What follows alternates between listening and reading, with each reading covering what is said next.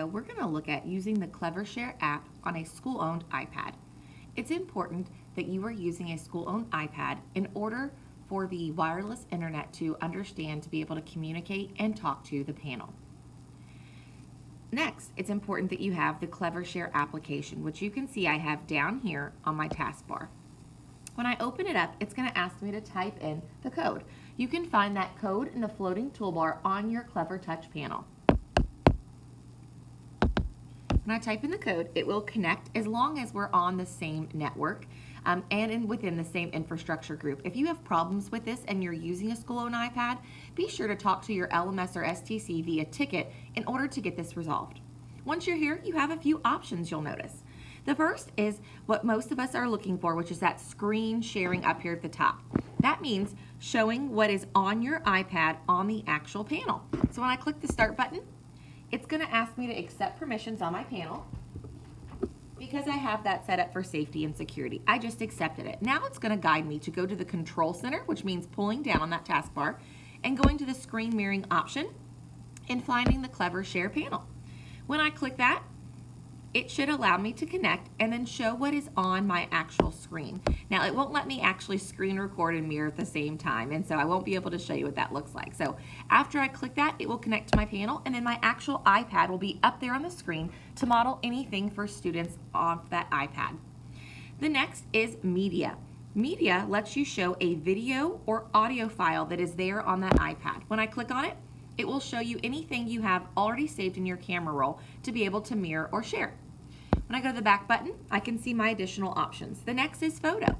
So let's say you took a photo of something, whether it's a screenshot or a picture of a student work that you want to show on the panel. You can access it all right here within the iPad's camera roll and to be able to share that up on the screen.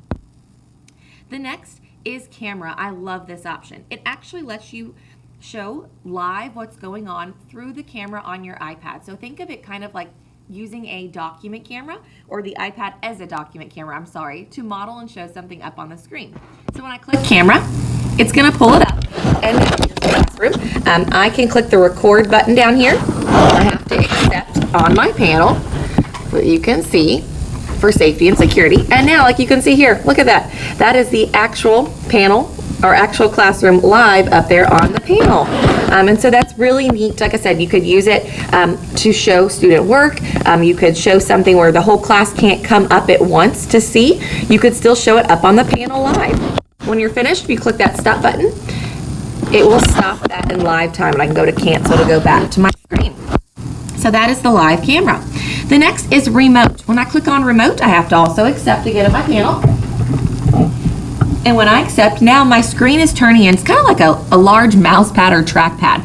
And now I can take my finger, and when I move it around here on my iPad, I'm actually moving a cursor around on my panel up at the front of the classroom.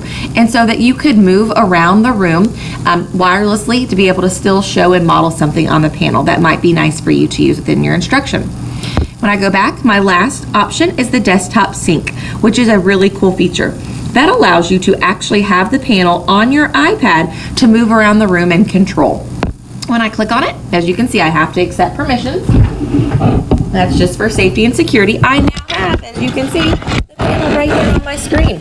And so now when I tap on my iPad, I can initiate settings, I can go to apps, I can do anything I wanted to do from the panel, but now here I'm controlling it on my iPad to be able to remotely walk around the classroom for proximity.